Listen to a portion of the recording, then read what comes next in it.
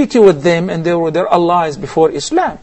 And Nabi Sallallahu Alaihi Wasallam did not mind any of that. And his ruling came that obviously these guys were perpetrators. Yes. If you like the term, we hear it a lot today. And perpetrators, they send them to military court and they end up executing them. So Nabi Sallallahu Alaihi Wasallam did not do any more than what would people do today. Jazakallah khair, Shaykh. Okay, we've got a live call. Sister Rashan from the Kingdom of Saudi Arabia. Sister, you're live and ask her your question, please. Sister. Assalamu alaikum, Shaykh. Wa alaikum assalam wa rahmatullah. I would like to know about the menstruation. Shaykh said not to touch the Quran during our menstruation. So I would like to know evidence from Sahih Hadith. And if it and Shaykh said that we have to wear the gloves. So does the impurity goes by wearing the gloves, or does the impurity lies in the hands? Okay. And the second doubt is, Quran says it is hudal linnas. 25% of the woman's life is spent in menstruation. So what if she has some problems in life and she has to face problems, and why this privilege of consoling her heart by reading the Quran has been taken away from her? And when we do dawa work, and some sheikhs say we can give the translation of the Holy Quran to the non-Muslims. So are the Muslimah women worse than them during menstruation period? And some I have heard also that during menstruation we can recite the verses from the Holy Quran which we have memorized. So what is the difference in reading the Quran or reciting? Anyway, the meaning of the Quran is okay, we'll go through all those, inshallah. Jazakallah, sister. Thank you. Okay, we have Brother Fasir now from the Kingdom of Saudi Arabia. Also, Brother Fasir, you're live and ask her your question, please. Assalamu alaikum, Shaykh. Wa alaikum assalam wa rahmatullahi wa barakatuh. Shaykh, how are you? Alhamdulillah, thank you so much for calling. Shaykh, I want to know that which one of the following is better: giving sadaqah jariyah to some trusted Muslim organization, or personally giving money to some needy people? And my second thing is on the behalf of my mother, that she wants the CDs for visitors at home. So can you please provide this? Okay, inshallah, we'll check on that. Wa jazakum. Okay. That's Brother Fasir from the Kingdom of Saudi Arabia, our young viewer there. Jazakallah khair, brother, for your questions. Sheikh, we had a question before, and it's from Sister Jumana from the United Arab Emirates, regarding using beads to recite, to do dhikr and adhkar on, and some of these beads are called misbah in the Arab world. In other words, they're called rosary beads. So Sister wants to know, are we allowed to use this? Since I like the viewers to enjoy talking to Shaykh Yusuf, I would try my utmost to make my answers very brief this episode, inshallah. Okay. As far as using beads in tasbih, or what we call it actually from the action of making tasbih, or say the tasbih, or the misbah as the Arab like to call it, it is neither bid'ah nor is it haram. But it is preferable that one should make tasbih on their finger joints, because there is a sound hadith that the Prophet ﷺ was addressing a group of women, and he said to them, اعقضن بالأنامل فإنهن مستنطقات, that your finger joints will be given the power of speaking out on the Day of Judgment. So they're going to say that, oh Allah, do not punish us because He used to make tasbih on us. So if we're talking about something that's allowed but there's something better, in this case we should adopt what's better. But it was mentioned that some people, some companions, some tabi'een, they used to count the pebbles or the stones to keep track. Yeah. Okay, I want to warn against one thing. Some people take the misbah or the tasbih as a fashion. I've seen some people wearing the tasbih around their neck, as this is a symbol of being a Muslim, or following this sect of Islam. Islam should be only one party, following the Quran and the Sunnah. The tasbih does not represent anything. The misbah itself does not represent anything. But it is your sayings by the tongue and reflection by the heart. So that's why we've noticed some people making tasbih, keep moving the beads while they're talking, or watching a movie, or reading the news. So it's not the action of moving or counting on the tasbih, rather it is pondering the heart by the heart and saying it by the tongue.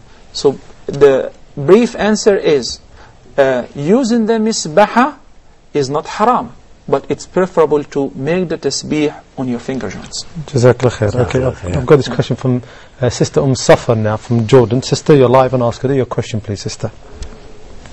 Assalamu alaikum. Wa alaikum assalam wa rahmatullahi wa barakatuh. I have a question for either one of the Shaykh Okay. who might be able to answer, inshallah. I am a revert from the United States, which I'm sure Shaykh identify with. Then that question is to Sheikh Yusuf. And I had moved to Jordan with my family, so my children can learn Arabic and Islam and the whole thing. But of course, my Christian family has had a major problem with that. What is the best thing to do and how to react to them as to not cut them ties, as is said in the Quran? Okay. Jazakallah, sister. I would kindly Safa. request Sheikh Yusuf Yes. to answer this question right now. You've got the question there, Sheikh. How to treat your family if they're Christians and you've become a Muslim, you've moved away from them? I want to always caution anyone who comes to Islam about this subject. I'm one of the people who made the big mistake in the beginning of being way too harsh on my relatives when I entered into Islam. I was what we call gung-ho, immediately telling everybody, Islam, you have to know it's Islam, you're going to go to hell. It's really the background that I had as being a preacher was coming over into being a Muslim. But actually, Allah subhanahu wa ta'ala is very clear on this subject in numerous places, but I'll give the reference that I usually use is in Surah Luqman. If you go by the numbers like I do, it's chapter 31. And in here, Luqman is giving the advice to his son and telling him how important it is to obey the parents in everything except for what? Except if they have you to worship something of which you have no knowledge, meaning other than Allah subhanahu wa ta'ala. So this is a very clear statement, and so if you're understanding that Allah is saying obey them in everything except that, so this is clear, and we must give honor, dignity, respect, and really, as much as you can, give your love to them, even if they're attacking you, attacking Islam and so on, because you realize these are the people that raised you up. These are the people that had you in the first place. Your mother carried you inside of her for all those months and then delivered you in such pain and grief that she suffered. This mentioned in Quran like that. That she suffered, in giving childbirth to you. Now, who are you to come back on her and tell her, you have to believe like this, you have to believe like that? It's not for you to do that. If she would like to believe, would like to know, this is another subject. But the first thing is you have to give the good treatment to your parents. And if Allah wants, He can soften their hearts through your good behavior. Correct. And I highly recommend that everybody consider this, because when I was trying to give the dawah to my dad, I was really tough on him on one subject. I came to find out later I was wrong. SubhanAllah. Twice. Wrong in the subject of what I was talking about, and wrong in the way I was treating him. And as soon as I shut my mouth, within just a few days, he accepted Islam. Allah. Allah. But the guidance is from Allah. Yeah. What do you call that? Manhaj? Manhaj. In Arabic? Manhaj? No. The manhaj of Rasul was never like to be, aggressive to the people and tell them, hey, you better accept Islam, or to turn your back on them, to leave them. Because Allah tells us in the Quran about that, don't break the ties of the arham, which is the plural of raham. And raham is from the rahama, or the mercy. Correct. And in Arabic, instead of saying uterus or womb, you have a beautiful word. It means the place of mercy where you're conceived. Isn't that beautiful? Isn't it? It is. I love Islam. Sheikh Yusuf, I wanted to share this beautiful news with you. Before we had another host. It was Musa Maguire. Oh, yeah. Have you met him? Of course. Okay, he spoke to me recently. And by the way, Musa Maguire was enjoying his stay and his work with us and doing da'wah and studying meanwhile. And he had to leave. The reason why he decided to leave this beautiful field of giving da'wah, because he wanted to focus on giving da'wah to his parents, particularly to his mother. He spoke to me recently and he said things are doing better, alhamdulillah, shukla, and he would like to convey his salam to all the viewers. So this is exactly what you're saying, and this is exactly what the Prophet ﷺ said, because he was just applying what Allah said in the Quran. Can I tell you another thing that happened? Absolutely. Okay, I have a dear friend who's in Toronto, Canada. His name is Ibrahim Downey. He's been doing the dawah in the prisons there for years. I go to visit him. We go to visit his mother. His mother's a Christian, a lovely lady. And he told me, he said, try to give her dawah, try to give her dawah. He said, I want you to talk to her. I said, okay. And I talked to him. When we left, he said, but you didn't give her the dawah. I said, yeah, I did. Because it's not what you say, it's how you act. The next time we met was on Hajj. And we just come from Arafat. So where were we? Muzdalifah. And you know how crowded it is. Anybody been there, and you know what's Muzdalifah? Huh? It's crowded. And would you believe, after we prayed Maghrib Isha and Isha. together. Yeah. As soon as we did, I saw him. And I went to him, I said, Ibrahim. He said, Yusuf. He said, oh my God, you know I was on Arafat, I made dua that I would see you. Wallah. I said, well, I did too. I made dua I would see you. And we were hugging each other, we were crying. And you know what he said? He said, Wallah, if Allah accepts my other dua, I'll be the happiest man in the world. I said, what was your other dua? He said that my mother would accept Islam. And when he stepped off the airplane, his mother greeted him there, wearing hijab. She had accepted Islam while he was gone. Allahu Akbar. Allah is the greatest. Wallahi. Allahu Akbar. And and he and she together made a video there in Toronto, and it's on the internet. Alhamdulillah Rabbil Alameen. So sister, believe it. It is your actions, and it is your, your way, more so than these arguments. Don't pretend to be Ahmed Didat Jr., okay? Don't do that.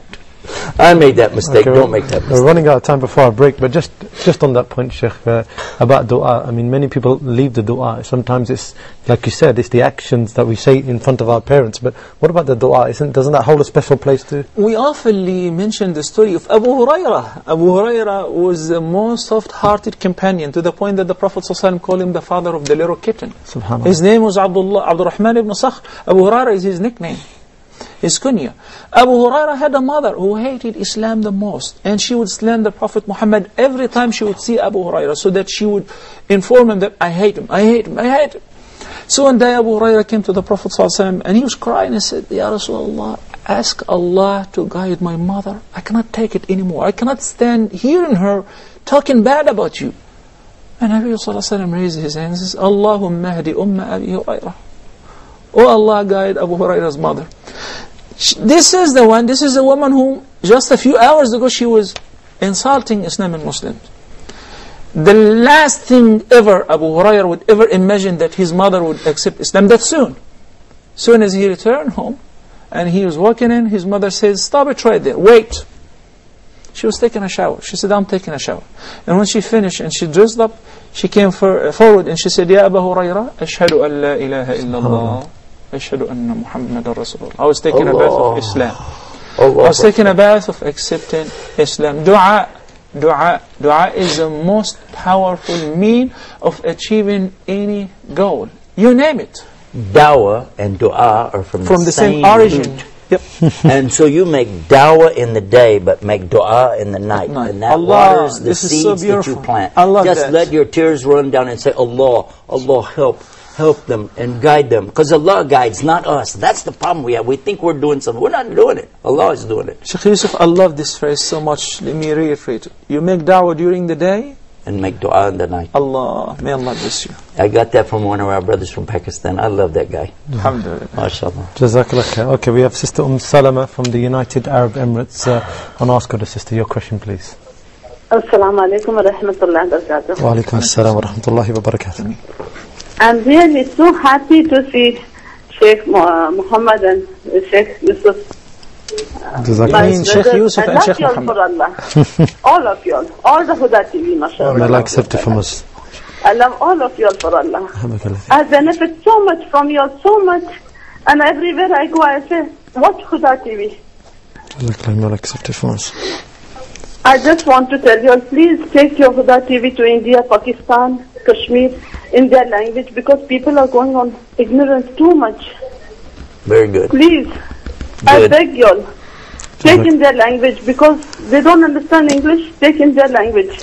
Make dua, sister, and Allah will make it happen. I'm praying day and night. I'm praying day and night. I want you all to pray for them. Because they cannot follow Islam in a nice way, because all of the mixture of the kafir around them. Please pray for them and take in Urdu and Kashmir language, please. Okay. Okay, I want you all to pray for my mother also, to take her for Hajj. Okay. Allah make it easy for her to perform Hajj. And pray for my mother and my sister to do hijrah in a Muslim country. Please pray for them. Okay. And I'm very happy with you all. Allah bless you all, inshallah. Jazakallah, sister. Allah give you Jannat al-Firdaus, inshallah. Jazakallah khair. Assalamu alaikum wa rahmatullah. Jazakallah. Assalamu alaikum wa rahmatullahi wa barakatuh. Okay, we're running out of time. We've got to take a break. Inshallah, stick with us. We'll see you, inshallah, in a couple of minutes. Assalamu alaikum wa rahmatullahi wa barakatuh.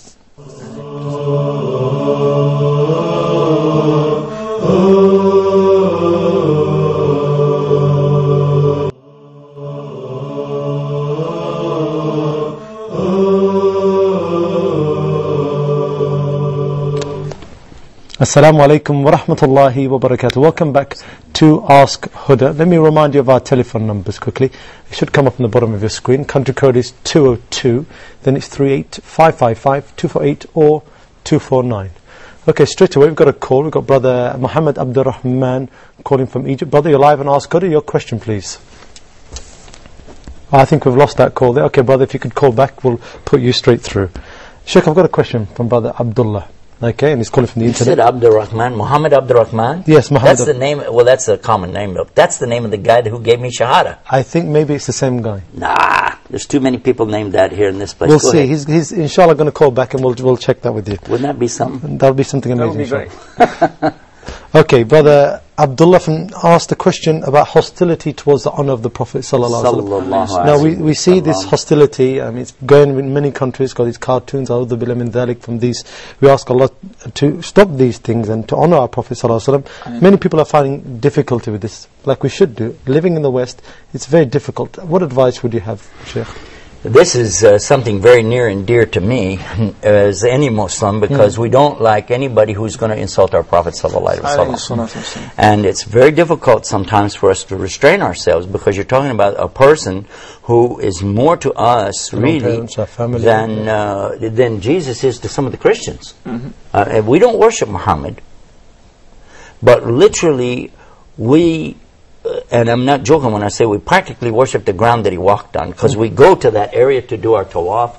We go to the area where he walked to do sa'i between Safa and Marwa. So really, we really